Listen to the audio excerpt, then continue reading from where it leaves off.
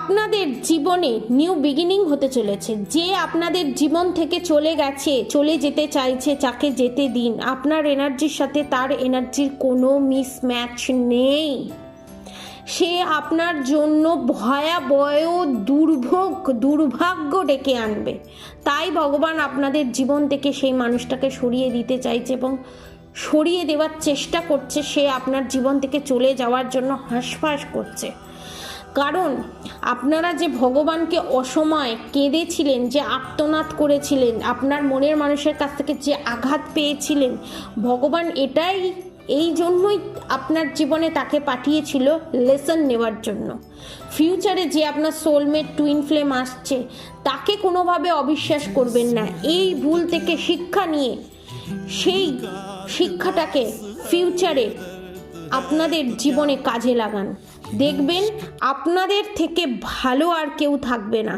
আর এখানে আপনি আপনার কর্ম করে যান এবং পজিটিভ ওয়েতে করে যান। যে চলে যেতে চাইছে তাকে জোর করে আটকে রাখবেন না, ফুটো পাত্রে দান করবেন না, উল্টে আপনাদেরই লোকসান। আপনারা এখন বুঝতে পাচ্ছেন না কোনটা ভালো কোনটা খারাপ, কিন্তু ভগবান এখানে বুঝতে পেরেছে এবং আপনার দরজায় নক করছে যে ভালো সময় আসার রাস্তা, দরজা খুলে গেছে। সেটাকে অ্যাকসেপ্ট করার জন্য আপনার মনটাকে খোলা রাখতে হবে। যারা এই পজিটিভিটি গ্র্যাব করতে চায় এবং নিজেকে গ্রুম করতে চায় ব্ল্যাক ম্যাজিকের হাত থেকে, ইভিল আই নেগেটিভ অ্যাটাকের হাত থেকে বাঁচতে এবং একটা সুন্দর, সুস্থ, সবল, স্বাস্থ্যবান রিলেশনশিপ অ্যাট্রাক্ট করতে, আপনারা গৌরীশঙ্কর রুদ্রাক্ষ নালে চারমুখী রুদ্রাক্ষ সামনেই শিবরাত্রিতে আপনারা ধারণ করতে পারেন।